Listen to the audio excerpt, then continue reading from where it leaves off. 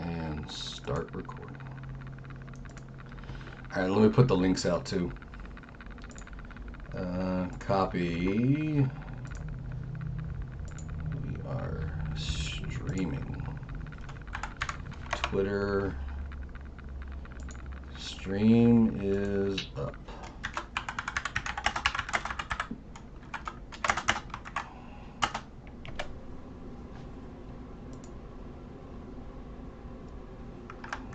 Make sure that link works.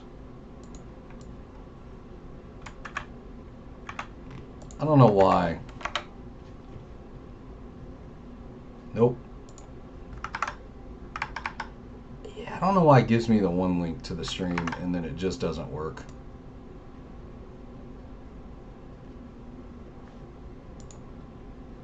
Let me see the stream analytics.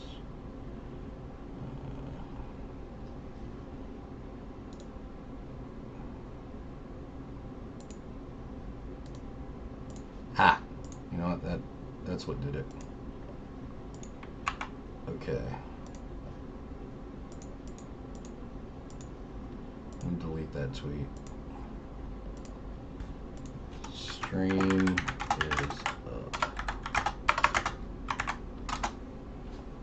Tweet. Facebook.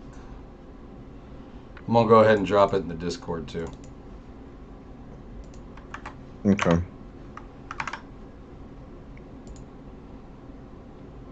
Switch profile. I want to skip the tutorial.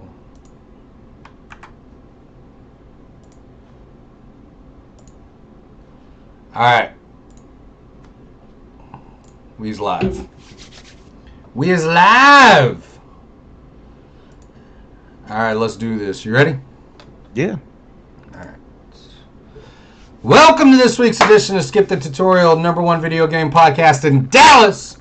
I'm one of your hosts this week, Bryant Klingberg Daniels, and joining me across the universe on Skype is none other than Todd Kevin Samuels Fortner. What's going on, man?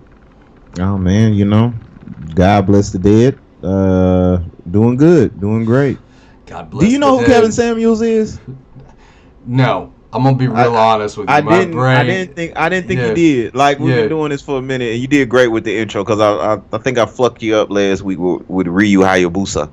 Yeah, I couldn't say that name to save my life for some reason. No, man. R.I.P. Kevin Samuels, though, man. Like, he was a controversial dude that, Oh, was he the dude with the glasses? Yeah, he was the dude who like, yeah, you average at best. Yes. How would you rate yourself? Yes. 1 out of 10. Like, no, like you know, real controversial. Like, people been actually, from what I understand, you know, glorifying it and, you know, happy about his death, but he was... Yeah, like I heard about that on I think it was TikTok. Somebody posted it and I looked him up. And I was like, "Oh, I know that guy." Like, well, and to be very transparent, okay, it's super selfish because it's like, yeah, I wanted to bring it up, but the truth is it's very personal. Like the way, from what I understand, what's available in reporting right now is he died like my biological grandfather that I never met died. Like, that's what my mother told me. You know what I'm saying? That he died fucking a bitch in a hotel. You know what I'm saying? And any real motherfucker that, you know, like, wouldn't want to go out like that, please watch Charleston's White viewpoint on it, because that's the way I look at it. And I mean, I can't help it. That's a legitimate true story that my mother and my grandmother was just like, that he wasn't shit and he died at 40 on top of a bitch. Like, I was like, wow. Okay. Wow. So when Kevin Samuels went out like that, I think it was inherent. Like, well, I mean, if you're gonna go out, we all gonna go one day. You know what I'm saying? Why not come and go? Why? Good Lord. I mean, you know what? Why? Why not? Why not? You might as well. That was old. What's that? That always reminds me of the Rob Ford, the former Canadian Prime Minister who. Remember, he was the dude who got caught in the hotel with the 2 women, and I think that's how he died. Was he came and went? Yeah, I think so. Like, he was high on cocaine. He had 2 women with him. Right. It was some kind of like fentanyl report at first, but I don't know if that's true. I don't know if it was fentanyl or dick pills. But you know, Kevin Samuels, I think he was misunderstood a little bit because, the thing with him was, they would focus on how he would shit on females, but I just watched the video where he was questioning the motherfucker's dick size and money account and the reason why females wouldn't deal with him. It was he seemed pretty honest on both ends. I didn't necessarily agree with him all the time on the fanny packs and stuff, and there were rumors about him being gay and all this other kind of stuff, which I wouldn't have gave a damn about anyway. It's not that deep, but I do appreciate people that I feel like they try to come from whatever their truth is, and I think it's sad that he passed away. But from what I understand, he was a Hodgkin's lymphoma survivor, so they are more prone to having heart attacks. Which I mean, even more so, like you fucking a bad bitch, you just your heart give out in the COVID era. That's not. I mean, it was, sad, man. It is. It's sad. I'm not laughing. Not in death. No, but I mean, it's definitely a different world right now where it's you talked about, we've been talking about fentanyl, and I decided to look into that a little bit. And I'm just like, man, that's a dangerous ass drug, bro. That is a dangerous ass I was looking into that shit, and they got fentanyl patches that constantly feed people, and they're like, yeah, but you can't get to that until you've been through all the other painkiller levels first. I wonder if that's how Doctor Strange 2, if that's what kind of fentanyl feels like a little bit, what I kind of saw with the trippiness. I doubt it. I'm sure that feels more or sounds more like a boo, boo, boo, boo kind of drug that brings you down, like jazzy, as opposed to hallucinogenic-y. Yeah, I forgot we are live, right? We are live, dude. We're live right now. Don't worry, nobody's here yet. Go ahead. Okay, cool. Good. If this is your first time joining us, though, welcome to the show. We're a video game show. We talk about video games, the news, and a roundtable. This week we'll be talking about some gaming news. We'll give a movie review. We've got a little bit of news this week. And then we're going to talk about the state of gaming journalism and how stupid it is. It's just so... And why you probably shouldn't listen to critics. Except us. Listen to us. No, don't even listen. And then we might get into how stupid that is as well. And yeah. So maybe some pros and cons of the state of the reality of the game and journalism as of right now. But I'm actually excited to hear a little bit. I know I say that all the time, but you got a couple of games, I think. I do. Before I get into the Doctor Strange Multiverse of Madness. I got 3 games, 2 of which I completed this week, so we'll talk about a little bit about that. Did you want to switch it up? How you want to do it? We didn't talk about that this week. Yeah, I can talk about the games. Okay. Yeah, I think that rolling into the news is going to be a little bit better. Just with, I think with your review than rolling into the gaming news. I think that overall that's going to be a little bit better.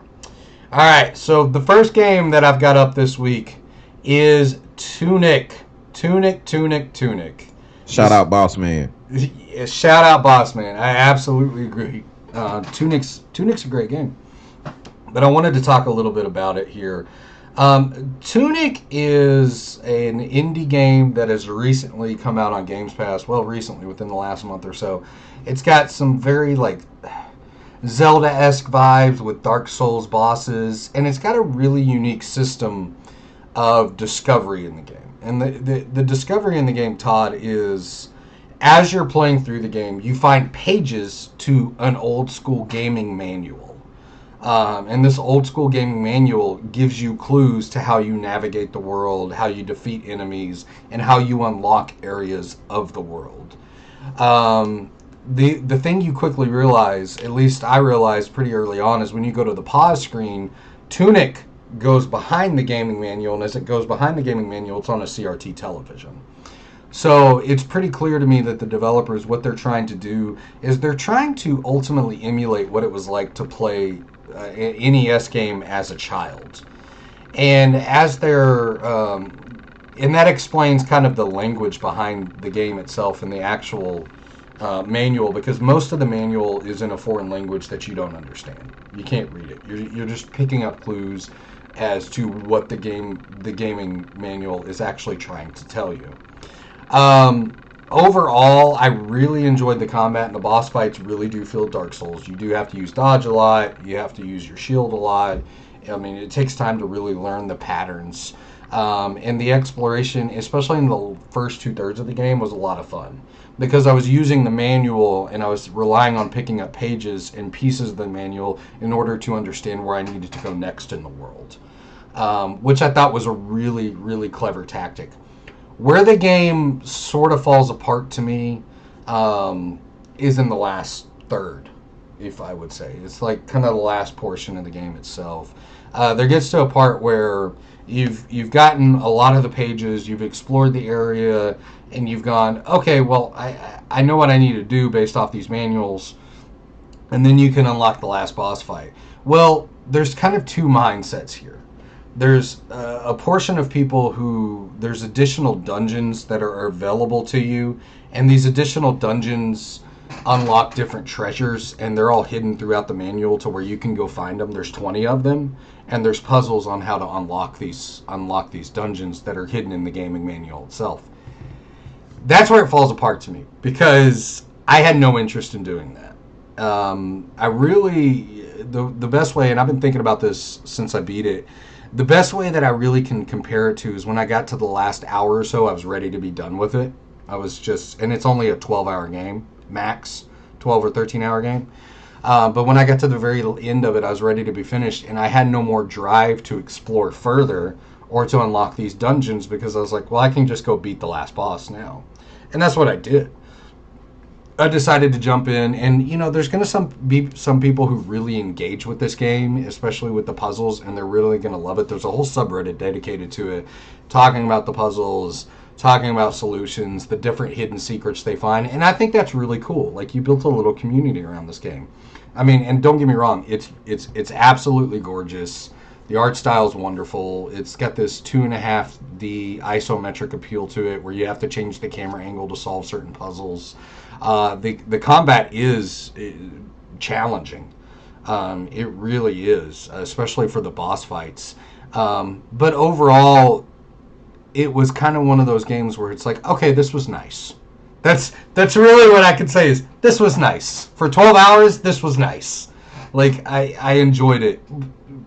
The thing about a game like this is because of what they do with the manual and what they do, and this will get into the gaming journalism conversation a little bit later, but with what they do with the manual and what they do with the actual puzzles and what they're trying to say, because the actual name of the game isn't Tunic, and I'm not going to spoil it for anybody, but I was able to decipher that part of the instruction manual, and that was sort of exciting. But outside of that, ultimately, I just didn't have enough drive to really want to dive into this game. But journalists, there's going to be certain outlets like Kotaku and probably Giant Bomb that are going to put this as their game of the year. So don't be fooled. It's not going to be for everybody, just like Elden Ring's not for everybody. It can be a frustrating game. Now, the one thing I will say is the accessibility options I really like, because you can turn on no fail mode, where basically you're invincible and no stamina loss. So if that's what you want to do, if you want to get in the game and all you want to do is explore the puzzles, turn that mode on. There's nothing wrong with that. There's not an issue with that whatsoever, because that's what those modes are for. So is it worth free or Xbox? Are you glad that you got an Xbox Game Pass subscription because of it? Yes, okay. I am. Yeah, I am glad that I got the Games Pass for it. It was worth playing. Like, this is not a game that I think, if I would have paid full price, $29.99, what it's at right now, $30. I think I would have forced myself to find more enjoyment out of it than I actually got, if that makes sense. Overall, I'd probably give it, I don't know, 30 out of 40. Whatever the rating is, like, right, 7.5 out of 10. Right. If you want to put it on that. Like, it's a good game. It's an enjoyable experience, but this is really a game that, just like Elden Ring, what you put into it is what you're gonna get out of the game. Right. Is really how it is. And that's I guess, to make my main criticism clear, when you first get into it in those first 2/3, you're forced to go decipher things. You're forced to use the manual and look for pages so you can unlock different parts of the world. And that's what I really liked, because that's what I like about Zelda, is you're forced to solve puzzles and dungeons to move on to the next part of the world. And I like it when the game kind of has to like wrench you into a position where there is no moving forward until you solve this puzzle or this issue. And then in the last third, they just kind of drop that motif altogether, and it just becomes almost a straight like, well, if you want to get to the end, you can get to the end. It's just a straight combat game. There's no real puzzle here. Just go for it. It's not difficult to find out because we've given you everything you need. Good. I'm looking forward to seeing what the developers do next, to be honest. Because this was a really clever experience. 7.5 out of 10. If you got Games Pass, it's totally worth. If you're into Zelda and you have Games Pass, it's totally worth just jumping in and finding out if it's for you. All right. So the next one I got is I played trektoyomi. This one's interesting, Todd. I'm not gonna spoil it because I really like the story on this one. It's short. This game is very short. It's extremely short. It's about 3.5 hours, 4 hours long. There's really not much to trektoyomi, but that being said, artistically speaking, this is one of the most beautiful games I've ever played.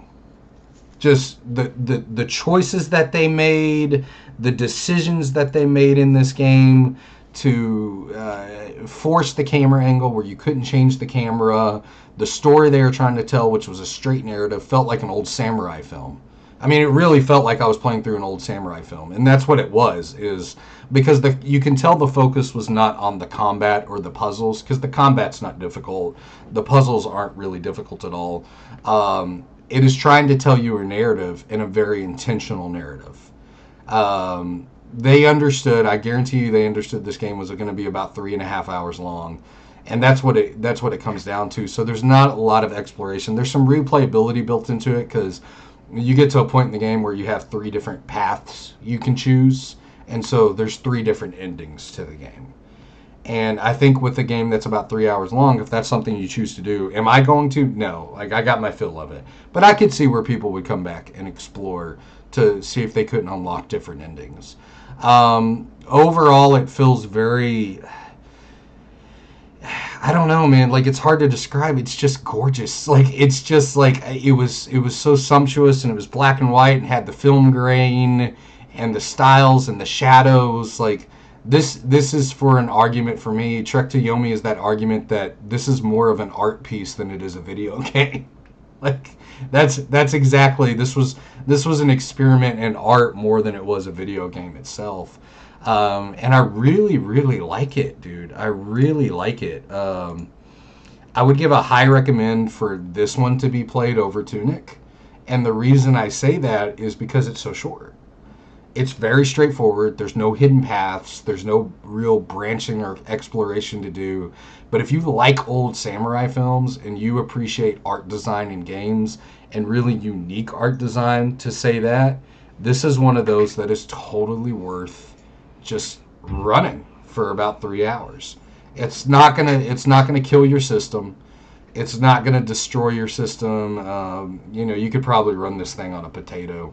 You may have to change it a little bit to medium graphics, but I'll get in a little bit into the combat. The combat is basically dual combat style. You fight enemies one-on-one. Rarely do you have to fight more than an enemy at once, even if there's multiple on screen. And most of your combat's built off of parrying. So you parry attacks in order to get openings, in order to strike against people. And the parrying system is not difficult. They give you a lot of room for negotiation. They give you a lot of room for error in the blocking system. Was there any frustrating fights? Not really. Even the last boss was kind of... I'll put it this way. The last boss was relatively a joke itself. I mean, it just wasn't... It wasn't anything to write home about, but the way they wrap that story up and the way they tell that story, it really made me think. And I was like, I appreciate that. Like, I really appreciate the reflection on duty or honor or anger. Like, duty. Duty. But if you want to feel like an old school samurai film, like you're playing through like a Kurosawa movie, it's just perfect. This is a All perfect right, that example. leads me to the obvious question. This is personal Yes, again. yes, So, because I, of course, I love this type of shit, and I almost got it. But let me ask you: yeah. is it worth me taking time to download my shit with like not the best download speeds, where it might take a little time and I have to go through a little bit of a process on PC to play this game for 3.5 hours, or would it just be better for me personally, knowing how much of a fan I am of this based on Infamous? Just it kind of makes me just want to go back and play Ghost of Tsushima, where they have a Kurosawa, like where there's a whole mode for that, Well, and I can get like endless fun out of it. And I personally just like it's one of my favorite combats up there, like Scarlet Nexus, Ghost of Tsushima. Like as far as like personal favorite combat for me, yeah. I the more I hear about this game, the more I want to go back and play Ghost of Tsushima. The combat in this game is not the point of the game for sure. Right, that's what I'm saying. For you, I would say yes, it's worth your time downloading, at least to Okay. get the first couple of chapters. Because I kind of want to get Sifu. That's another thing. Like Yeah, as opposed to, I almost would rather pay for Sifu because I got a problem right now, and I think it's a yeah, disease that's spreading that we're not talking about a certain strand, and it's the Elden Rings. Like yes, I've been honest about it, but I have been infected a little bit with the Elden Rings as far as my game, and it kind of just I think it fucks you up. And it shouted out. We talked about it last week, but as far as comparisons with the whole weird shit going on with the quantum TV and how I think he's like Mr. Glass now a little bit. But it's solid Rev, not Soldier Rev, solid Rev's review. I think yeah, Review Tech guy was talking about it, but how it was solid Rev was talking about Elden Ring made him want to quit gaming. But I think it's got an infectious kind of thing to where it kind of can.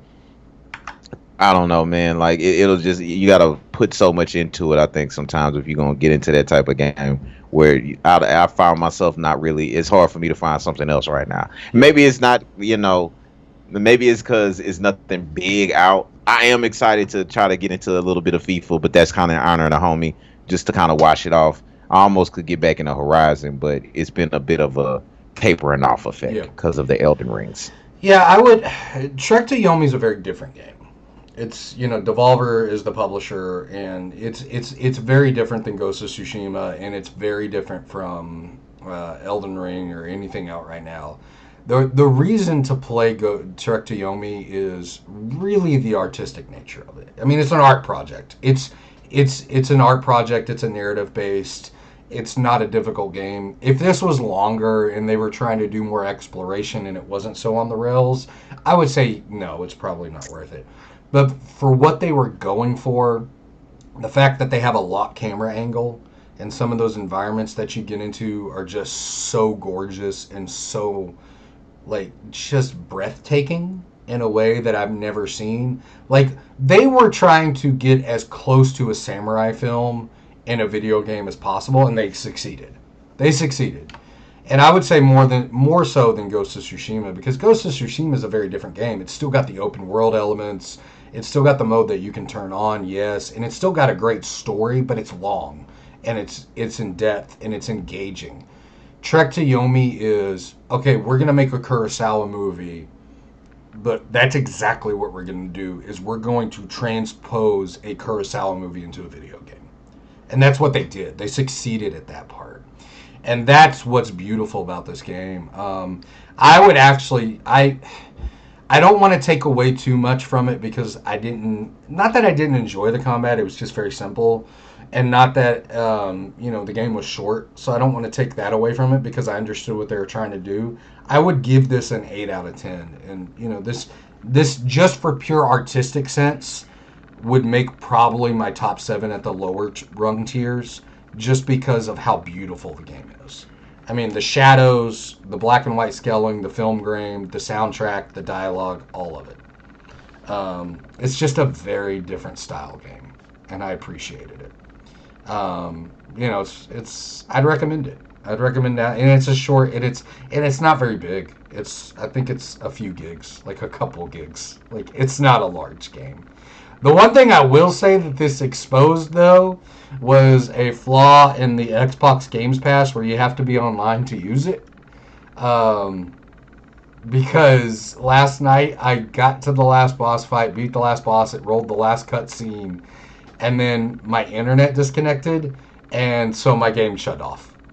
It was just like, no, you're not online. You can't use this if you're not online. You got to go update these permissions and settings. And I did not know that was in Games Pass, where you have to be online. Well, I guess because it has to connect to your Microsoft account. Makes a little bit of sense, but at the same time, I had to go back in and fight the last boss again just to get to the final cutscene. So yeah, I'd recommend this game. Just and knowing you and knowing how much you love art and just kind of like aesthetic appeal and the way something looks, I think this would strike. At least play the first couple of chapters and you'll see what I'm talking about. I don't think you have to finish the game. But I don't doubt you. I don't doubt you at all. It's just like I said. Maybe it's just I've been thinking about Ghost of Tsushima. You brought up a good point because it's a whole Kurosawa mode in that game, and it's reminiscent of like what I liked about that. Because when I played in Kurosawa mode, that's what I'm playing in on my second run through on my New Game Plus, not the first one. So the first one I did with the full color palette that I loved, and I love that game so much. Just the little details they put in there when you walking through the fields and your hand will brush the flowers or the wheat that's in there, and just the combat's one. Again, it's a top rated. Like that's an art of it within itself. So I know it's a repetitive game loop that people get tired of, but it's kind of like a built-in choice in how you can make it. It's almost like making your own kind of samurai story, the way I would be able to imagine it. So I could see where also you have a good experience with like a fixed camera. We're gonna take you down a narrative driven road with that. But yeah, it's 100%. It's 100% narrative driven. There's no like the most choice you get in the game is towards the last part of the game where they're like, hey, what path do you want to go down? Another thing about Ghost of Tsushima, I wanted to shout out Lord Riley up. That was that end game. I felt was like one of the better end games for me personally in quite some time too. That was a fun ass end game, challenging. You know what I'm saying? You felt like there was like a proper build up the whole way through. That and then even the way it ends off and resets and everything was pretty dope. That's one of my favorite little things like that. So any games that that's why I'm gonna definitely download it based on what you're saying now. But the more I think about it too, instead of going back to that, I think the Elden Rings may have given me enough patience to want to check out Sifu too. But I'm gonna check out Sifu. And I'll say this, like trektoyomi, those first 2 chapters, Todd, max are gonna take an hour playthrough. They're not very long. This game is super short. It is. I mean, real short. Like this is maybe a 3.5 hour game max. I mean, I beat it over 2 nights, and the first night I got all the way to chapter 6, and then last night I think I was chapter 6 and chapter 7 took me an hour and 10 minutes maybe. Like it's a very short. But then again, I looked at Devolver, the publisher, and I was like, man, y'all make a lot of these. Y'all made like one of my favorite games, which was like Katana Zero, like a few years ago on the Switch. Like that's a very short game too. It's only about 3 or 4 hours long. So they kind of seem to be putting themselves in a position where this is the kind of stuff they're developing and publishing, is these very short narrative driven, interesting little games that, back in the day they wouldn't have ever made it to a platform.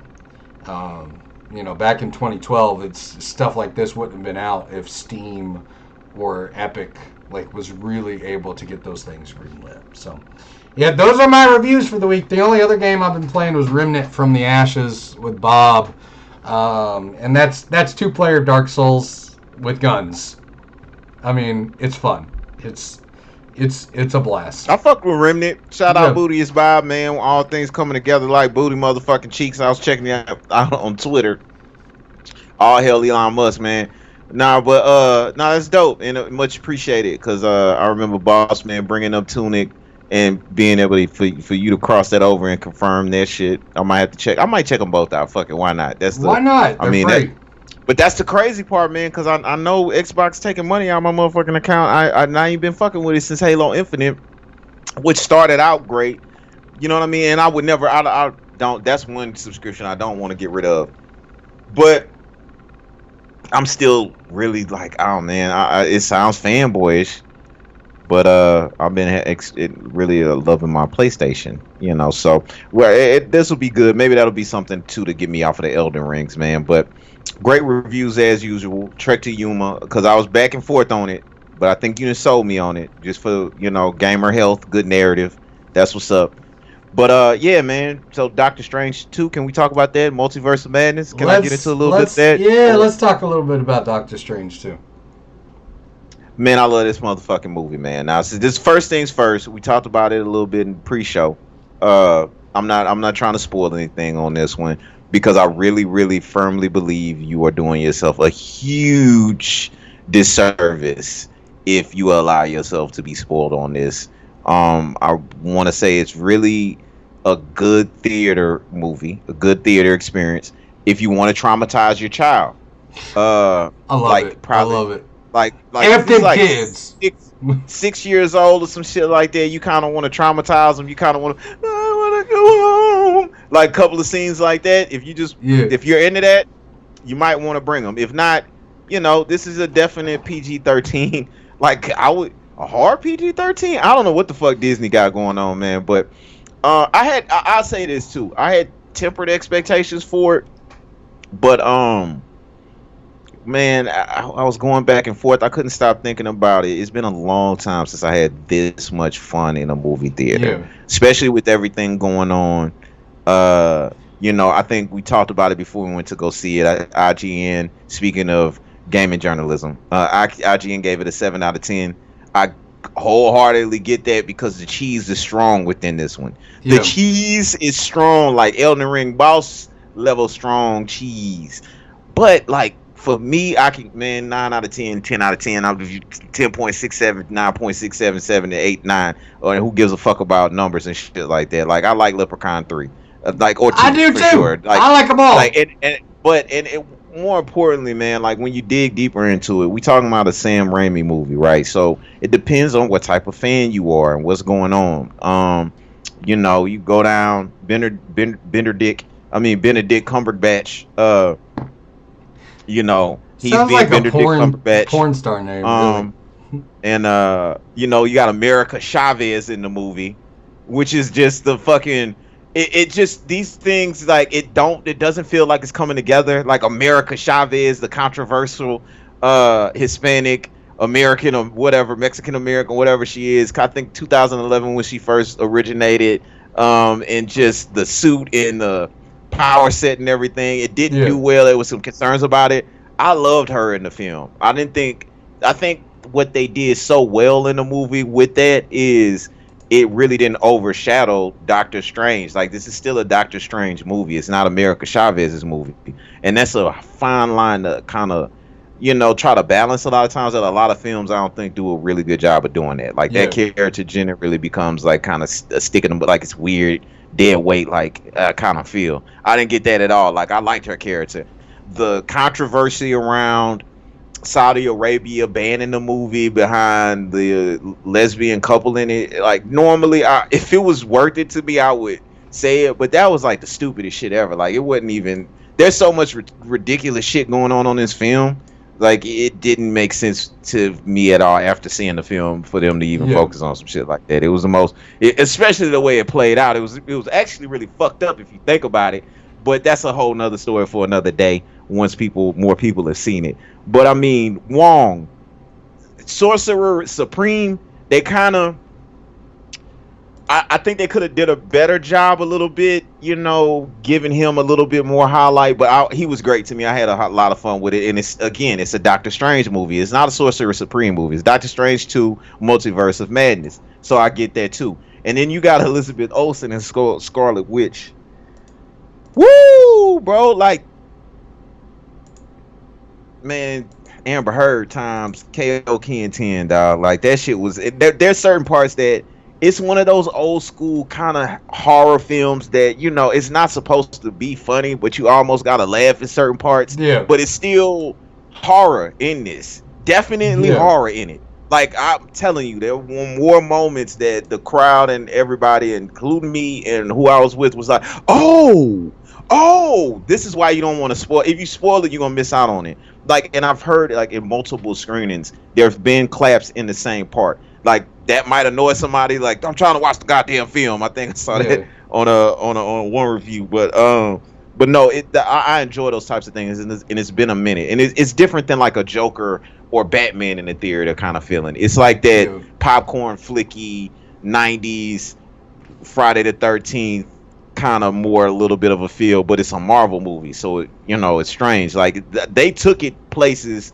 where even Batman didn't take it. Like the scenes that I'm talking about is the reason why you don't want to spoil it, because you want to. That's a part of it. Like if you hear about it beforehand, it's gonna completely take away from experiencing it and having that shock moment. But so Sam Raimi did a great job with that, and I mean, even down to the Rebecca McAdams with Christina. I didn't really. Rachel McAdams. Yeah, Rachel Yeah. McAdams. Sorry, I'm just looking at a couple of notes I took down. Like No I said, I'm worries. trying not to spoil it, but I don't know. Like that was kind of weird or whatever. You know what I'm saying? Like I think that wasn't necessarily like the strongest point in the movie, but it added to some of that natural, good old fashioned American cheese Yeah. that builds into some of the more entertaining, amazing scenes that I've seen in a minute. And just to go down a few things, like to background what type of movie you might be going into, because this is what I wanted to focus on. Just as a reminder of who Sam Raimi is. Like you said, I know you in particular. Like I'm talking to you as my friend. Yeah. Like you're big into like Evil Dead. You know what I'm saying? Bruce Campbell. Bruce Campbell has one of my favorite cameos, and it's really just silly and out of place. And I'm not gonna. I don't consider this a spoiler. I consider this good information. There are 2 end credits. If you've seen that, they're worth staying to watch both end credits to me. Period. But yeah. But Sam Raimi, this is the guy that's responsible for the Evil Dead series. Yep. He's responsible for the original Spider-Man series. Even though Spider-Man 3 was trash to me a lot, but you gotta go back to like 2002, 2004, like 2002 original Spider-Man with William Dafoe. This is the man that what else did he do? Dark Man. I Dark love Man, that bro. that shit. The Quick and the You know Dead. what I'm saying? Army of but that's the one, the Quick and the Dead. That's the one we was talking about. I was bringing up in the pre-show with you with Gene Hackman and Russell and Leo, young Leo. Like that's a movie I love that movie. people, of this, but right, and a lot of people of this era never even heard of the Quick and the Dead. But it's one of those kind of movies that I still think kind of that carries over.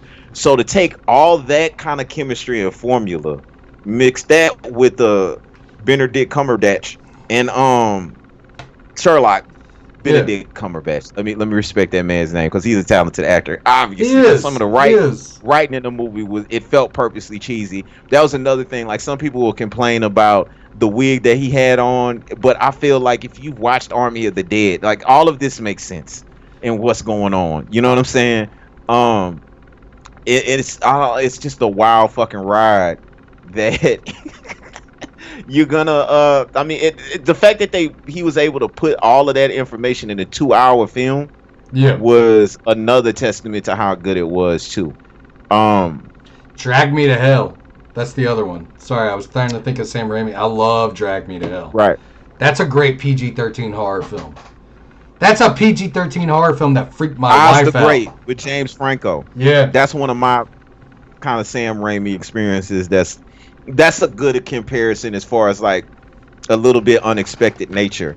But he brought a lot. I feel like he brought all of that shit to the table with this one, all the way to the end. Like there's some set pieces in here that is Disney-ish. Like you know how it is. Disney has the formula for the CGI and building the environment and everything else. It's like when they just bring in these directors in to put their flavor on it. And this is a Sam Raimi fucking film down to Bruce Campbell from the way they started to the way they wrap it up. Yeah, and there's the I was going to tell you a real quick story about my one minor connection with Sam Raimi. Is I met his brother at Dallas Frightmare Fest in 2016, and if you don't know who Ted Raimi is, he writes a lot with his brother Sam. They wrote a lot about Evil Dead, and there's a movie called Intruder from the 80s that Ted Raimi was in. I met him in line to meet the great Italian horror director Dario Argento, and we just struck up a conversation, man. We spent about 40 minutes in line just talking.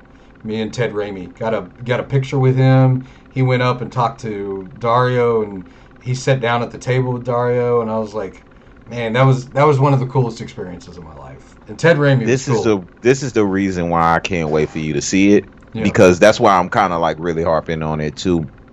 Just, outside of all this other shit, like, I know you're a real fan of this type of thing. Like, this certain movies and certain things, I can see it as a normal person, or even like me, that can be a little bit more like, just naturally less critical of certain films and give them a little bit more rope. Whereas, technically, you gotta more proficient eye sometimes based on experience. But just a movie that you can have fun with. Finally, this is one where, yeah, man, this is a palate cleanser, bro. Yeah. Especially because, like, again, what better time to have a Sam Raimi movie named Multiverse of Madness than now, literally. And I'm telling you, like, there's a scene, bro, like, and I can talk about this because this is already out, but like the weird Deadfoot Elizabeth Olsen Scarlet Witch scene where she's chasing them down, like, this, that's well done. And from what you've seen, it's not gonna ruin the film. But I definitely would say, again, you want to go see this in the movie, support the movie. I'm sure I think I already saw it. I think it already made at least $85 million, which, though it's rated 7 out of 10, is one of those movies that's also going to be one of those cult classics, I think, once it's all said and done. And for me, it's a personal favorite. I might be a little bit recency biased with saying top 3, but definitely easily could say it's one of my top 5 favorite anytime comic movies. And it's one of the most comic book, you're going to hear this and it's true, one of the most comic book movies you're going to see, in the sense where, if you've taken all these Disney projects, you've taken WandaVision, you've taken or the Ultron X-Men movie, you've taken Doctor Strange 1, the original, you've taken so many layers of content, and you're wrapping this storyline into a storyline that exists and makes sense, when you put that in a Sam Raimi kind of chemistry with it, what if series. Like, there's certain things in a 2-hour, I gotta say this, because it's already out there, it's already, trailers on it. The Illuminati, right? But just don't spoil yourself on that shit, right? Allow yourself to be surprised. It's just a fucking amazing ride, man. It's a lot of fun. I can't wait to watch it again. I can't wait for you to see it so we can really, really dig into it. Because, again, it's a very difficult movie to discuss without spoiling it. You know what I mean? Like, it's really difficult to really get into properly without giving up too much information. It's definitely one, even more so than Batman. Like, some of the information, like, by the time I put out the lead scene with the Joker or whatever, I feel like it doesn't ruin the experience. This one is one you definitely want to go into as blind as possible. But do you have any, like, questions as a huge Sam Raimi fan that's met them personally, and it's like, I get it. I remember how excited I was when we were together and met Todd Howard. He lied to us about Fallout 76, so I get it. But, like, is there any questions before you go in? No questions about the movie itself. I was gonna say, I think you did a great job covering it. I was gonna tell you the Batman has moved up in my rankings among Batman movies, and you know why? Because I rewatched Batman Begins, and I was like, okay, the Batman creeped up a little bit. I was like, this is a better movie than Batman Begins.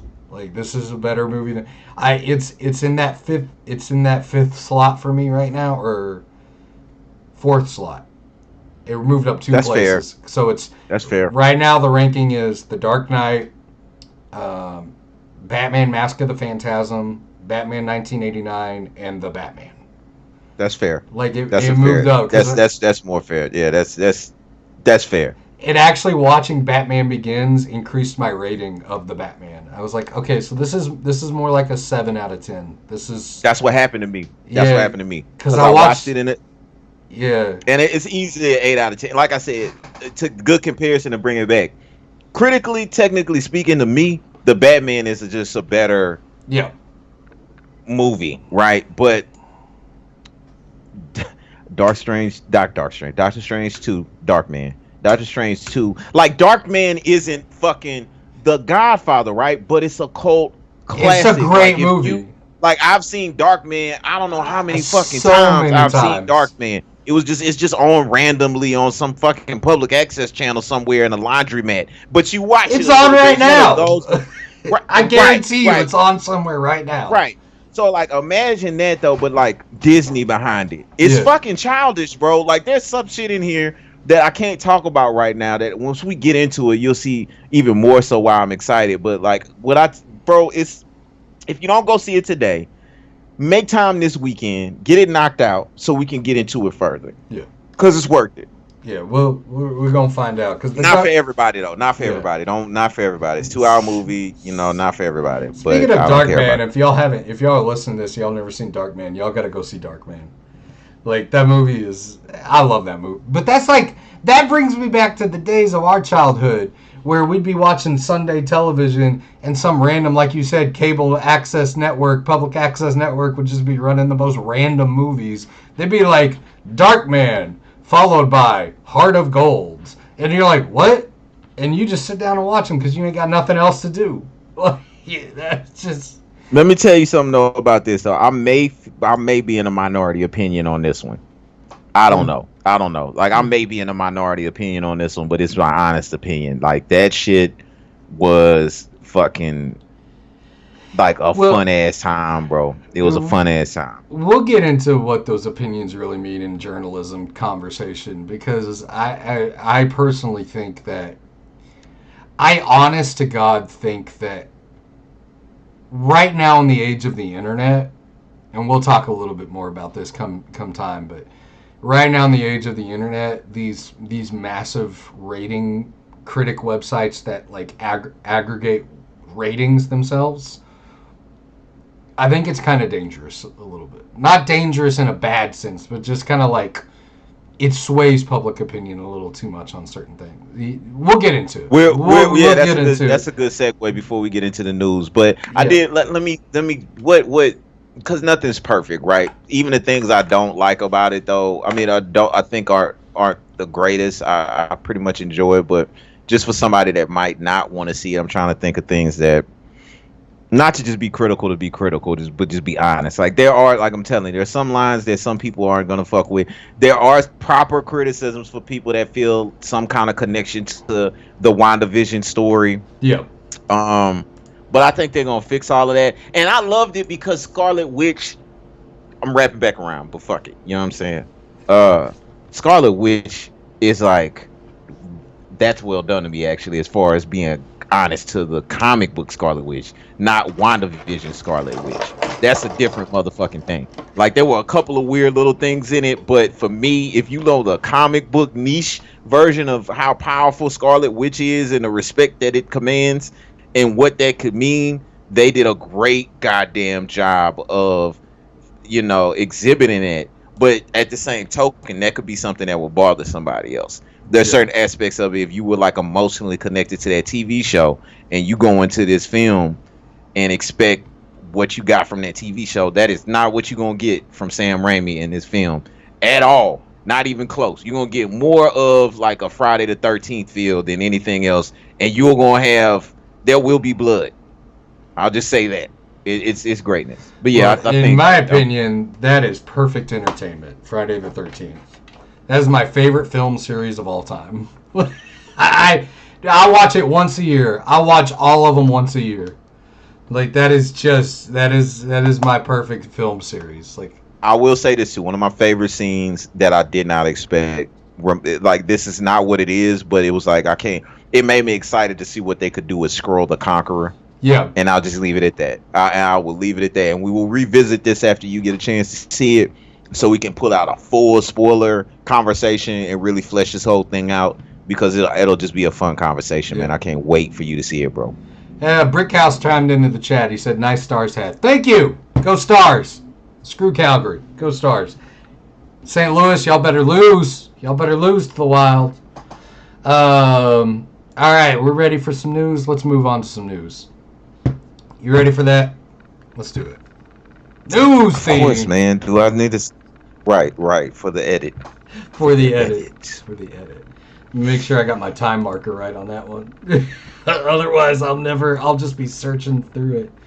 Yeah, 49. All right. Hey. Sorry, now you got me wanting to rewatch the Friday the 13th flicks. No, man, go see Doctor Strange 2 Multiverse of Madness and enjoy yourself. I will. EYE, brother. EYE. All right. You'll understand why. First piece of news, biggest piece of news. Embracer Group. We talked a little bit about this on TikTok. I covered it in a little 60-second news segment. But the Embracer Group enters into an agreement to acquire Eidos, Crystal Dynamics, and Square Enix Montreal. The Embracer Group, from what I did some research on them. They are a group of entrepreneurs and developers who got together to start buying studios up. And right now they're holding some of the biggest IPs in the world. One of the biggest IP they're holding right now is the Tomb Raider IP. With that purchase. They also hold Legacy of Kain, which, please, can we get a Legacy of Kain remake already? Or another entry in the series. You don't even have to do a remake of Soul Reaver like I've been asking and you've been asking for the last 3 years. Just give us a new entry in the series of Legacy of Kain. This kind of brings into the question, though, is... Are we moving into a future where this is gaming? It's just monopoly after monopoly. Like, it's just going to be a race to buy up all the studios? We talked about this before. I think it has more so to do with like the technical recession going on and like people scooping up assets and shit like that. You know what I'm saying? Like they trying to salvage themselves. Humble opinion. Fucking, do your own looking into it. But from what we've seen, we just finished talking about this. Like, it makes sense. Because it's been rumors. Really what it is, like when you fail as large as you do with Marvel Avengers, that kind of license. Yeah. And Outriders. Excuse me. That's which when did not turn a profit. That's part of the news. Right, and I know you really loved that game. I didn't really I wasn't able to get into Outriders, and I probably enjoy Marvel Avengers a little bit more than the average person. But either way you want to look at it, they both were commercial failures as far as, the eyes of Square Enix. So you unload those businesses, you set yourself up to maybe get scooped up like a Activision Blizzard, which I understand having an issue potentially. And I'm not going to get into it because it was only a headline. I didn't go to the whole article, but apparently there's something going on with the Bungie Sony acquisition. But I think it's just a scramble to safety to like unload these people. You got 1,100 people that have been unloaded, I believe, approximately in this deal. About 1,100. Saving jobs, and it's a tight balance with a lot of weird shit going on right now. And I think we'll get into this more as far as in the last topic when we wrap up the entirety of the show. As far as you brought up a good point to talk about gaming journalism. I think it's a good thing to bring up, just in general, even off the tailwind of talking about Doctor Strange and just the media and how it feels kind of throwback. Yeah. And how some things, as futuristic as it is, I think based on circumstances, we kind of go into a throwback era too, in certain other aspects. And these are why, like when big corporations are making these type of moves, maybe it's like there's some cyclical historical factors that are going on here as well that we might not be acknowledging. So, I don't know if that made any sense, man. No, it made sense. I hit that moment. Okay. It made sense. All right. To add on to that news, Crystal Dynamics has said that the work on Perfect Dark, which is continuing, will not stop. So they were acquired in that buyout, but they're continuing to work on Perfect Dark. So that'd be interesting. I like the Perfect Dark series enough. I don't think it's the end all be all of FPSs and tech demos, but I liked Perfect Dark 64, and I really liked that 360 game they came out with. I enjoyed them both. Next piece of news, there's been an update on the Prince of Persia Sands of Time remake, which was supposed to come out in last year, 2021. With this news, it's not coming out in 2022. They've actually switched over to the developing studios now, Ubisoft Montreal. So with them switching studios, whatever that's going on in the background, we're not getting that Sands of Time remake for probably until either late 2023 or early 2024. They've released some footage from it. It looks good. I definitely want to see it. I want to know the people that's out there that's really screaming for this game. I like Prince of Persia, but it's one of those games I feel like people bring it up. You know what I mean? But it's like Prince of Persia was so great. I remember this movie with Jake Gyllenhaal that nobody watched. and like all this other shit. But like, who the fuck is screaming for Prince of Persia? I don't know. That's a good question. I love Prince of Persia: Sands of Prince Time. Ali, Ali, Ali, Ali, I mean, I played all three of them, the trilogy that they came out with, and I was like, this is good. This is good. I own them still, but I have not had a desire to go back into that universe. I was like, this. It feels very like. We talked about this about a year ago with the remake stuff going on. Is it's remakes and sequels now are what get attention. It's the gaming as a developing studio or as a development process is kind of falling in line to the film industry.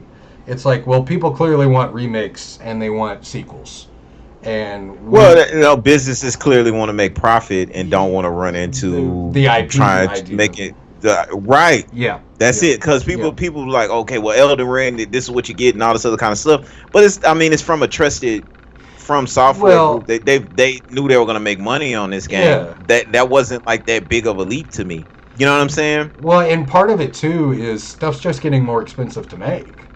I mean, overall, it's like I hear this argument a lot of like, look at the 80s when you could just like throw together a game and it would be a success. And it was just like, yeah, but that's when like two guys could make a video game in their basement. What are you talking? What data is that based off of? Because those games were fucking expensive too, relative to the time scale. No, I understand. I'm not saying that it's a $250 million production on a game. I'm not saying that games have not become more expensive as far as on a scale of movies, you know what I'm saying, and really the most expensive medium in general. I understand what you're saying, but relative to time, no, man, look at you know what I'm saying. The '80s, a VCR used to be $1,000, where $1,000 had more value. Well, no, I'm talking about Atari, like the game development process and stuff. Gotcha. You would get stuff out in 3 weeks. You would develop a game in 3 weeks. It wasn't a great game, but you would develop a game in 3 weeks. There was a lot of Nintendo games that got developed in 3, 4, 5, 6 weeks. It was just a quick turnaround time. Now you can't do that. It's just way more expensive. It requires a lot more people. You need art designers. You need dialogue. You need music. You need compositions. You need hitboxes and physics people. Like, there's just a whole different level involved now. I know it took years for like a game like John Madden to come out, though, that people don't realize back in the 80s too. So that's all. I agree with you 1,000%. Yeah, but it's like relative to scale, like the available technology at the time. Like now we are dealing with, because it's also cheaper to make a game in a lot of ways too. In a lot of ways than it was when like a computer took up the size of a fucking room. Yeah, you know what I'm saying. So like that's all I mean. It's cheaper, but you just need more staff and you need more people to make sure that all the parts interact together. My bad. It's not cheaper in any way like that, but it's also generating billions of dollars as well. Exactly. Where it didn't take. You know what I'm saying? Like that's the beauty of gaming and the evolution of the whole thing. This is what I'm talking about with AAA games. Like AAA games back in the day, like with Mario and stuff, you got to think about it. Like you had to make sure your hitboxes were right, the level design was good, the art was good, and the dialogue was written. But a Mario game today with 3D modeling, 3D environments, the idea that you want to turn a prop, like, of course you're going to go back to and like I'm saying, I'm just kind of alluding to like the video that you sent me the other day with Angry Nerd or whatever with Contra, right? In the Contra series, right? You see what I'm saying? So that was a good video. I don't know. I think some of this shit I don't think a lot of this shit is as new as we think it is. I think it's not. My point is a lot of this shit, regardless of it, is like some of this is kind of history repeating itself in weird ways. Yeah, and what I'm saying though is that why wouldn't a studio want to invest in a known IP when you're going to spend that much money? It's the same thing that was happening in the 80s when you keep coming out with Super Mario, or you come out with Pac-Man and you try to go into a different direction with Pac-Man 2 that didn't make any goddamn sense because you take puzzles out of it to monetize it and then you go back. It's the same. We've literally had the same IPs in the industry for fucking 30 years with Nintendo. 40 years for Nintendo. They still come out for sure. You see what I'm saying? So that's all. Like, we're saying the same thing. Just that's the beauty of, again, the show. If you've made it to this rambly part of the show, it's Skip the Tutorial podcast. We just talk about games and whatever the fuck we like. It's actually a game conversation and having different perspectives. What we're seeing is it's been boiled down to the winners, Because if you remember the Super Nintendo era, how many original IPs were on that thing? A ton. And most of them didn't work. There's a lot of crappy Nintendo and Super Nintendo games that got put on carts and sold in stores. And most of them just did not take off. Somebody did a video on, I don't know if you remember it from the Nintendo Entertainment System era, The Adventures of Bayou Billy. They popped that, and I was like, oh yeah, I remember that game. And see, that's what I'm saying, because you can also make the argument it's cheaper to make games now, because yes, you still have the high-end, big-budget games that cost a primary budget of any company's overall estimated budget each year, but you also got access to like so many indie games and so many just you've got access to four people made a game like it's are out there, or Tunic. The games you described earlier aren't made by huge big budget fucking entities. You know what I'm saying? The games you literally said that one of them was going to be game of the year is not going to be a $250,000 game. It's a nostalgia driven game that was made 100%. To reflect something that was made in the the 80s basically. So I think that's the beauty of the industry. You know what I'm saying? I think a lot of it just comes down to like weird corporate greed as usual, and trying to tell people what they want as opposed to like a democratic process and letting the real true market decide on what the gaming industry wants. It's kind of what's more feasible. Like it's just cheaper and better to make diskless, options as opposed to saying on one side you want to save the earth, but you want to have discs at the same time. Is kind of hypocritical, if you will. Shout out Dr. Strange too. Shout out goddamn Elizabeth Olsen for her wonderful rolling that. That's just reminded me of that as far as the hypocritical line. But no, man, it's like I said, I understand what you're saying. It's just I think it's a good conversation to lead into journalism too, and how all those things kind of connect actually, as far as how large corporations work and control a lot of journalism, and how journalism is expressed in general. Go ahead. Yeah, and no, that's taking the indie game market, and no, that's something I understand what you're saying. I'm talking about in the AAA market. Like you had major publishers in the NES and Super Nintendo game who were putting out a lot of original IPs that just were not successful. And I mean, you had LGN publisher, Activision, Konami, like they were all putting out original IPs constantly.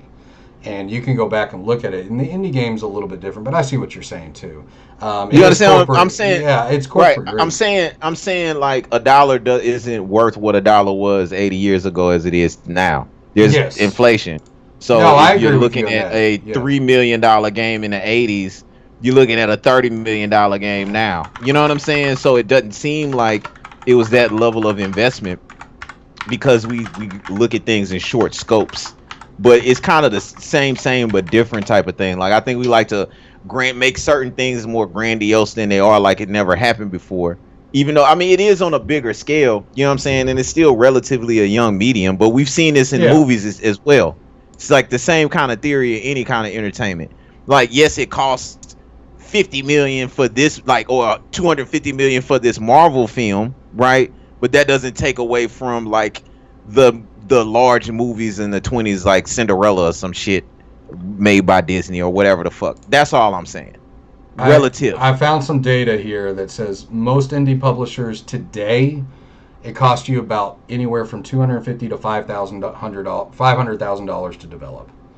Most Super Nintendo games that were made on the smaller scale, the original IPs, cost about $25,000 to develop.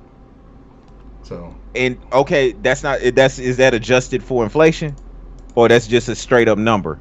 No, that's just a straight. Because that's what I'm saying. Do you remember how much $25,000 was in the 80s, bro? Let me do a comparison. Think about that, bro. Gas was less than $1, is what I'm saying. You feel what I'm saying? You know how much $25,000 was in the 80s in comparison to now? I'm not saying it's still more expensive. Yeah, it's $65,000 today. That's in the industry that doesn't even have like the access to independent movies. That's 65,000. That's still a lot.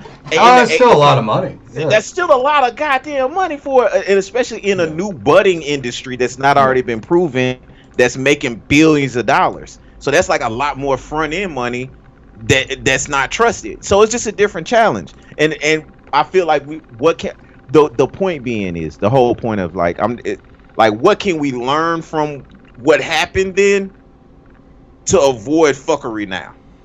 Yeah. Does that make sense? Yeah. You could as go far as what the you could go the Atari route. And that's the difference, though, too, is you could throw all these original IPs out, and you could go the Atari route and end up bearing how many copies of ET in the desert somewhere and your whole system crashing, or you could rely on what you know is going to be a hit. If you're going to put $250 million into a AAA game, you're going to rely on what's going to be a hit. Unless you trust the studio, like From Software or Insomniac. Unless you trust the studio that you know that they're going to put out something that is killer, that is amazing every single time.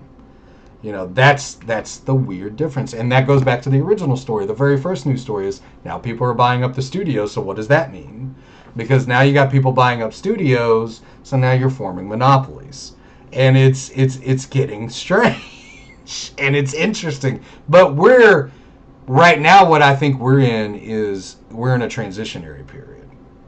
I think we're moving into the next stage of gaming development, and I don't know what that looks like. Web 3.0? Web 3.0. Whole world changing? Metaverse? Is that the new thing? Is MySpace? Is the new MySpace? MySpace? The new AOL chat rooms? Is that what's going on? Is that what we're seeing? Yeah. Who knows? But that's why. I mean, we're saying the same thing. It is corporate greed because that's ultimately we're saying the exact same thing. Exactly. It's these IPs they're not going to put their money into an original IP when they know that Call of Duty whatever is going to make money.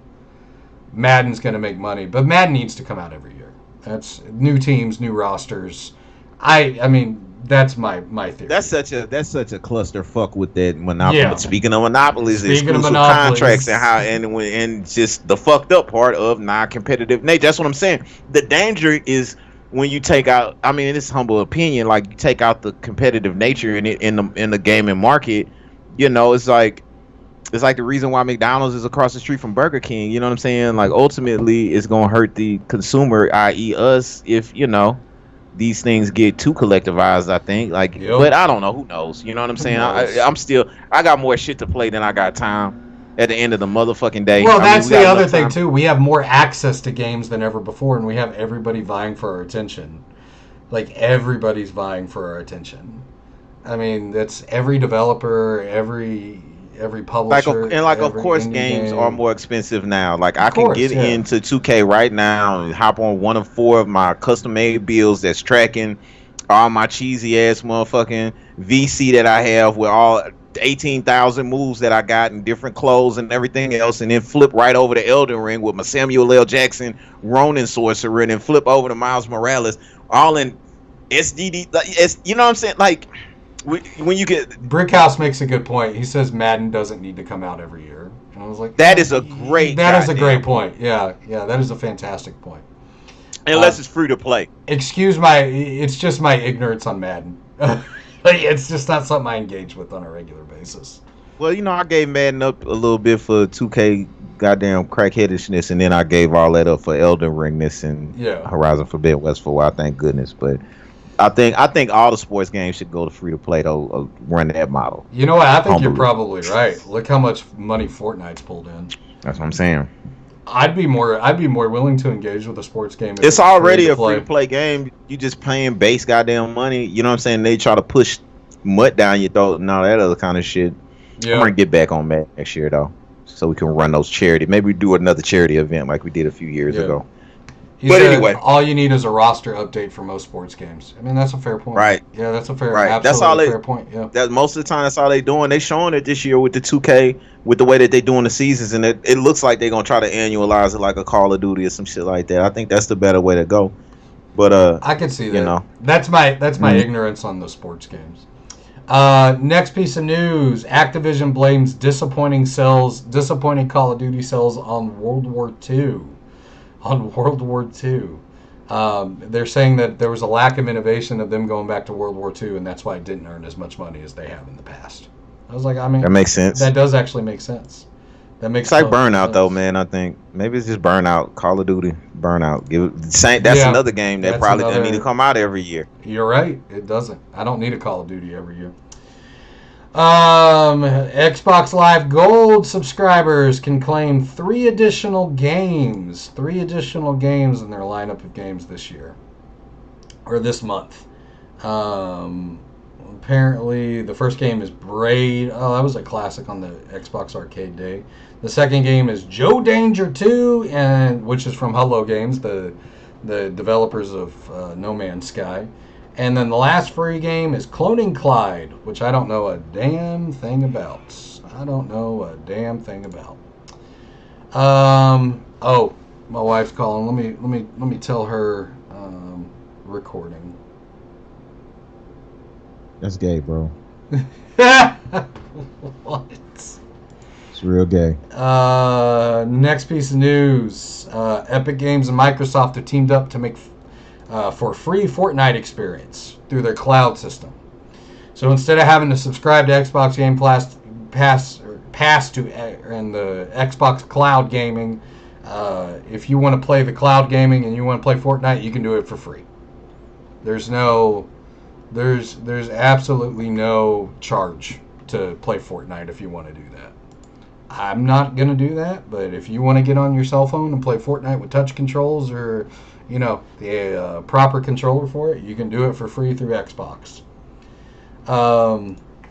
Next piece of news. And just to be fair, I know your wife was text messaging you, but it was like there was this kind of prostitute friend that I got that was text messaging me about like a stock market thing that I don't know. And so I had to address that at that point. So, I wasn't trying to be rude. My apologies, man. No worries. But go ahead with the news. Worries. Yeah.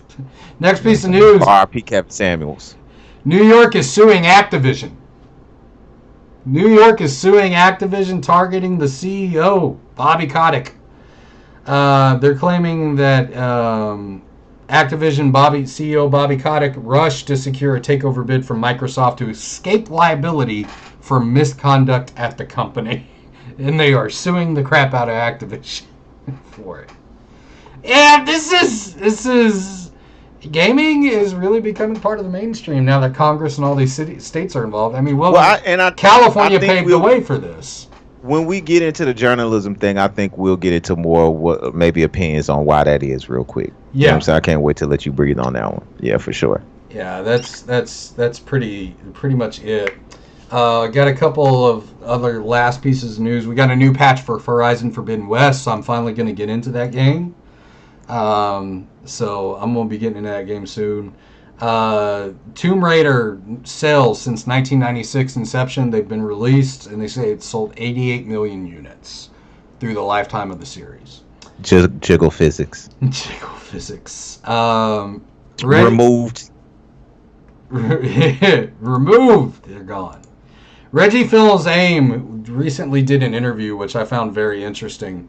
They asked him two questions.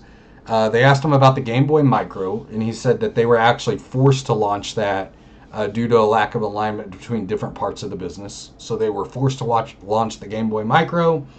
And they also asked him, what is your favorite non-Nintendo game? And his response was Halo. So the former American CEO of Nintendo says his favorite game outside of a Nintendo game is Halo. I just found that rather fascinating. That's dope. Yeah, and for all my RPG fans and Final Fantasy fans, we got an update. Final Fantasy 16 is pretty much done, and we should be getting a trailer coming soon. That comes from Square Enix. So Final Fantasy 16, which I'm looking forward to. I actually was one of the few people, we talk about this, we're going to talk about this in the critic, but I think I held the minority opinion that I actually really enjoyed Final Fantasy 15. That is by far one of my favorite RPGs of all time. I think we've been saying minority opinion a lot lately. It's getting weird like Tom Cruise, but no, I think you're right. I think you're right on what you're saying. Give me 2 seconds. I'm going to cut the video on audio. My wife's calling again. So. All right. Okay. Hey. The button lock is locked. Oh, I'll come get it. Hold on. Right.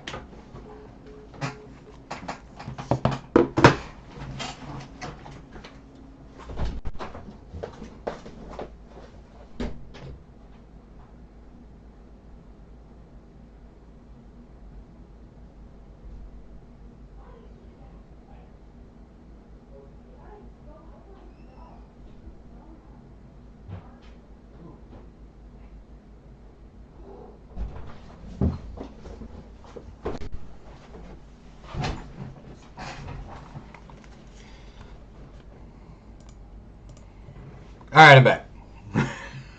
Sorry about that. I accidentally locked my wife out of the house. Don't do that. Just, pro tip, don't accidentally lock your wife outside of the house. It's not a good look. All right, so that was the news this week. You ready to get in this conversation about gaming journalism? Yes, sir. All right, so let's, I mean, look, let me get it started so you can breathe on it, if you don't mind. Yeah, All right, go for it. So I'll get my little 2 cents out the way because it's pretty simple. At the end of the day, my humble opinion on it is it boils back down to the money, the revenue. Like I was kind of looking into as far as like what a freelance journalist might get for a article, you know, with all this pretentious shit that goes along with it for like an IGN, for example. I think it's like $20. You know what I'm saying? So a lot of the money. Right. So a lot of the opinions boil down. It's not like journalism back in the day with like a Nintendo Power, like kind of to allude back to the video you sent me with Angry Nerd with Contra back in the day when you used to get the magazine and it used to be like the only place for people that wanted to extend that kind of content and narrative in journalism to, you know, express themselves and get paid for it, which was controlled by a corporation with smaller options. Like unless you worked for like a Game Informer or something like that, you know, like at that time that was it. Now you got like YouTube, you got so many outlets, so many different ways that people can personalize their opinion on thing and have trust for it, where it's diluted the corporations and taken, I think, a lot of the talent, and it's forced a lot of like a dying medium to go into clickbait mode, which really kind of fucks up a lot of things overall. I don't think that's all good, right? Like as much as it sucked to have, and as much as horrible it is to have like a monopoly type situation with information, and you don't want things to be disseminated just between 3 or 4 channels, right? Or just like all the only outlet to be had is like these 4, you know, couple of newspapers or magazines. It also keeps out a lot of bullshit too, though. It also would keep out a lot of white noise and help maybe give some sense of objectivity. I feel like that's been kind of slipping away in some ways. Like if there's any kind of negative to it, I mean, all in all, I'd much rather it this way because I mean, we exist because of this.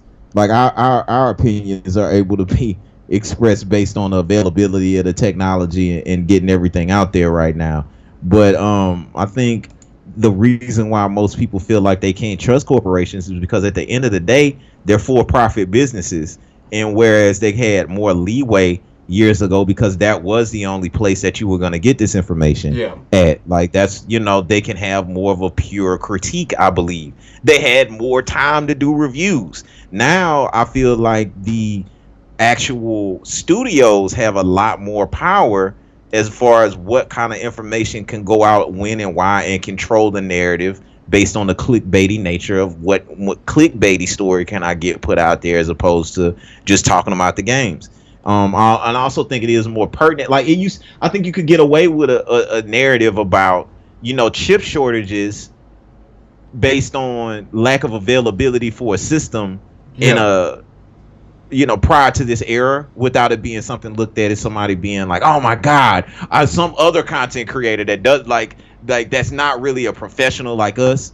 Like, for example, like we're not like, you know, we just been doing it for years and we got our own professions, but you know, where we'll just be like, oh my God, I don't want to hear about, you know, I just want to talk about the game. Well, how the fuck you gonna even talk about the game if you can't get the system? Do you know even why you can't get the system? Like this is shit that I don't think would have been a conversation in an article before that would have been appreciated. That's now frowned upon and dismissive because it's not within the angle that the content creators that are outside of that corporation want to express, because it's got to be the antithesis, or what else value are you giving?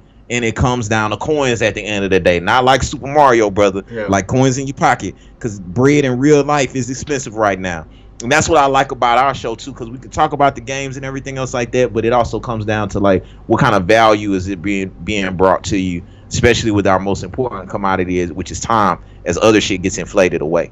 But I mean, that's basically my simple answer to why I think gaming journalism is challenged right now. It's the same reason the newspapers and everything else is just oversaturated market, you know, and I don't think it's all good. I think it's more good than bad, but we looking over some really possible destructive things in association with it.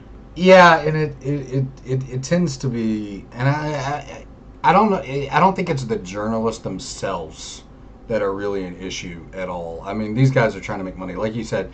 I mean, I used to write independently, and you were lucky to get 10 cents a word.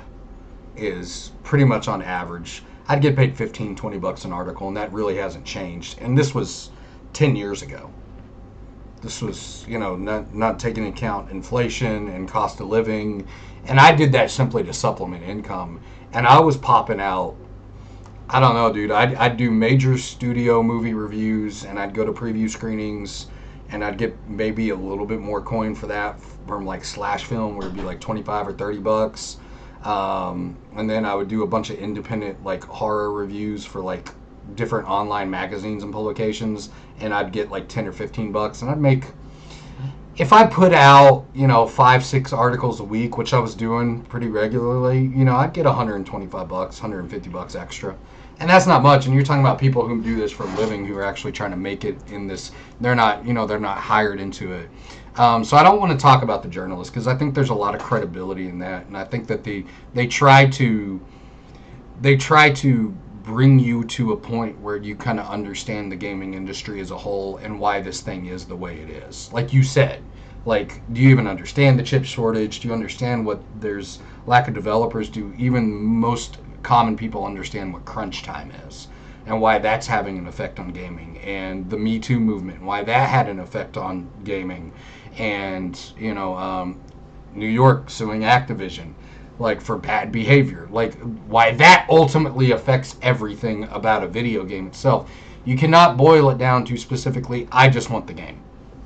It's more complicated than that. Movies are, to a degree, more complicated, but it's easier to separate the reality from that, because you can kind of see the final product. You see the trailers. There's all these behind the scenes productions. There's always these things coming out and articles coming out and going, oh, okay, well, that sucks. But in gaming, it's always been kind of hidden until recently, until the last probably 5 or 7 years. Now we're understanding the real minutia of what goes into it. What my public opinion, and it can be very easily swayed, because we talked about this with Elden Ring. Elden Ring got 10 out of 10s across the board. But that's also, you have to look at it from a perspective of who's reviewing Elden Ring. You got to look at it from a perspective of who's reviewing Tunic. Like, what is their history in the game? I'm not going to, if I'm an editor at a major publication, and I've got a guy who specializes in DBZ fighting games, or Street Fighter, I'm not going to put him on Elden Ring. Because that guy might be like, man, fuck this game. Exactly. It's a fucking 2 out of 10. Like, what are you talking about? Dragon Ball FighterZ is a goddamn 10 out of 10. And I'm an Elden Lord as well, bitch. I'm an Elden Lord as well. So yeah. You already know. You know how much I fucking love Elden Ring. But I'm still saying, bro, there's no way. Like, name me the top 10 motherfucking reviewers that finished that game before it came out, before they gave it a 10 score. Hardly any. Like, tell the truth. That really went through that boss run at the end and could come out without really at least highlighting that in a more strong way when you come out with your 10 out of 10. That's the only thing. You can still give it a 10 out of 10. Right. But I did not hear anybody in the beginning saying, but you know what? The end boss run might turn some people off as well. Like, specifically. No, and that's a fair criticism too. That's because they didn't finish it. Yeah, you know what I'm saying? And that's the danger of and then that's sports now, because I think it gives a false sense of illusion where, like, the Angry Joes and the review tech guys and where everybody, the Eggmans and everybody else, feel like they can be more trusted than a corporation, where, like, the Dr. Disrespects and everything else like that. Like, there may be some truth to that, because you're not dealing with overall corporate think. But you got to think, a lot of these people become corporations within themselves as well, and it might be even more easily biased and motivated to give an opinion in an overall corporation wouldn't be forced to. So it's just an interesting time, man. I feel like it's a lot of growing pains, and again, I'm grateful for it. But and then you aggregate the scores on Metacritic, Rotten Tomatoes, and then it kind of drives you to. There's not enough people in order to really criticize something and I think you're good at this, Todd, and I think I'm good at this from doing this for years. But there's not a lot of people who have the honesty with themselves to go, no, that wasn't really for me, or that's not. I didn't enjoy that. Look, man, Because Last they're of Us seeing 2 is great, but that dry sex in it still haunts me to this day. Right. Like, oh boy, that humped my Cadillac that the other night. Did I tell you that story? No. What? I called you. You didn't answer the phone. All right, fuck all this. I know. We gotta talk about gaming journalism, but we talk about what we want. So I gotta let you know what happened. And then I'm gonna shut the fuck up and let you talk. I thought I told you this. I told Dan this story. Shout out Dan. So I think this is around the time I had just beat Elden Ring. So me and my old lady are finally making up for whatever reason because I've been in a fucking tarnished land or whatever. So it was a good night. Yeah. I had a few drinks. You know what I'm saying? Went to sleep. Whatever, everything was all good. It was a good day pretty much. And probably it was 4:32 in the morning. My dog is up. She gets up hearing knocking on the door, and it's just like, is that my door? Is that the neighbor's door? What the fuck is going on? Knock on the door. She get up, looking like a nightlight in the middle of the night, doing her thing. You know what I'm saying? Looking out the window. She said, "Man, somebody at my truck trying to open up the door." So I look out the window too real quick, you know what I'm saying? And it's this dude in like a Dragon Ball Z orange motherfucking hoodie on, looking like a weird version, like a darker version of YM Nelly, just kind of bobbing back and forth in between my car and her truck against the door. So he obviously drunk. And we looking at him like, okay, so he drunk, fucked up, maybe he just whatever. So like okay, so the man, you know what I mean? Yeah. Like it's time to, all right, we're gonna go downstairs. Heart not beating fast in this situation. Looking at it like kind of Jason Bourne to assess the situation. Like, okay, we can handle this. Yeah. The kind of like, Will Smith slapped Chris Rock. Like, I'm not going, all right, we're going to figure this out. So anyway, by the time I get downstairs, I'm proud of my dog because he handling his business or whatever. But like, this dude's still rumbling around. She's screaming, not screaming, but she's just like, now he's trying to open your car door. That's when I was like, okay, now it's a notch up. At first, you look like you're just a drunk person that walked to the wrong vehicle. Yeah. That's your vehicle. Right, but like she's like, now he's at your door. Now he's at your trunk. Now he's at your hood. Now at this point, I ain't, whatever. So I get downstairs, I get my clothes on, whatever. I kind of put my head out, and he's now by my door, right? He's now by my door. Keep in mind, dark wine yellow. It's probably 4:37 at this point, right? So I open the door, I peek the door, I said, "Say, bro," and he kind of still rocking back and forth. I said, "Say, bro." He pop his head up. I say, "Man, that's my car." He said, "This your car?" I said, "Yeah, man, that's my car." He said, "Let me in." No. I said, "Bro, I can't." Right, exactly. I was like, I'm gonna let you in my car. I can't let you in my car. And I swear to God, he looked at me with rage in his eyes a little bit, and he humped the back of my car like, It's 4:30. It's 4:41 at this point. So now I go back inside, get the blicky before it gets sticky or whatever. Because now it got weird. You know what I'm saying? Now you made it weird. By the time I go, could have left, but now you made it weird. Sticky or whatever. Yeah, because and that shit haunts my. I'm just making a long story about things that haunt my dreams. That shit haunts my dreams forever, though. It wasn't the situation because he ended up walking away. He ended up strangely walking upstairs and trying to open up somebody else's door or whatever. I don't know. Like, because when I was coming back, this is Texas, bro. You know what I'm saying? So you already know how to law. Anyway, like it's not. But anyway, not that I would ever want any kind of problems or anything like this, but this is the type of weird shit we dealing with in real life. I'm surprised I didn't tell you about this, bro. But yeah, like this happened recently where this dude was. Saturday night, that's why when I got up that morning we record. That's what it was before we recorded. When I was listening to that Gucci Serial Killer song, and it happened the night before that. That's crazy, bro. That's crazy. Like I swear to God, it was murder on my mind. It was YM Nelly. He was like, it was the way. It's everything that happened. I wasn't scared. I wasn't tripping.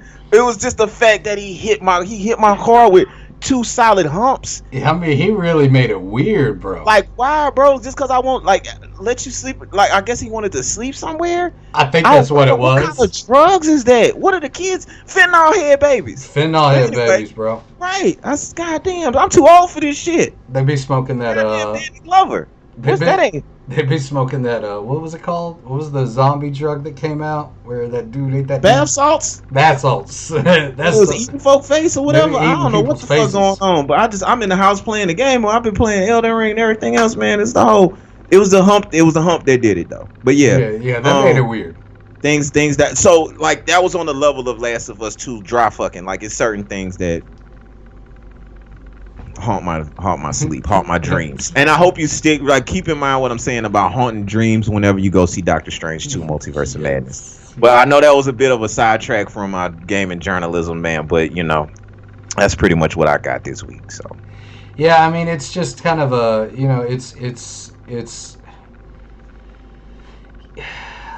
Brickhouse says that's funny. You're right. Like, that is funny. But murder on my mind. It's true, man. It was the hump. But dude, Ugh. that's the Had to sanitize the door handle. that's why I get a little bit weirded out by the Metacritic stuff.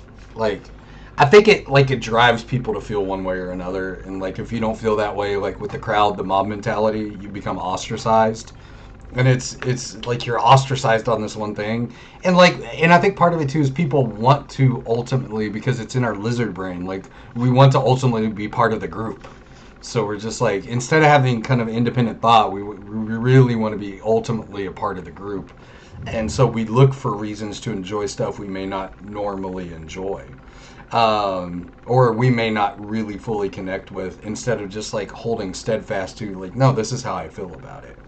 And that's what I love about the little community, the self-proclaimed fucking tribe. Like understanding how trolly that is, as far as what tribalism really does and how negative that exactly. can be. That's what I love about our little community, and how we don't have to give a fuck about any of that shit.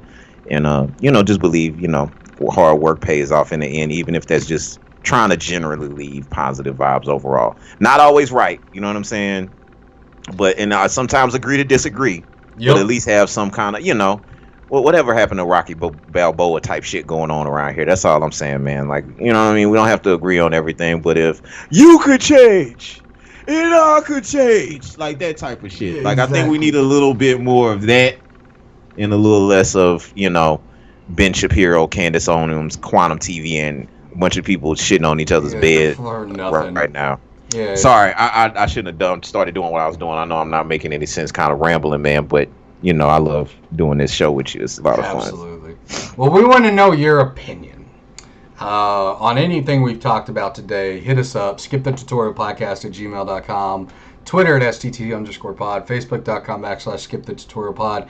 Aaron says he's gonna go see Doctor Strange tonight. Man, please go see that shit, bro. Please go see that shit. Please tell us what you think about it. I look forward to coming back and us having a full spoiler conversation about Doctor Strange 2 Multiverse of Madness, the good, the bad, and the ugly. And though I obviously love it, if you disagree, please give me or give us your opinion. You can reach us at skipthetutorialpodcast@gmail.com.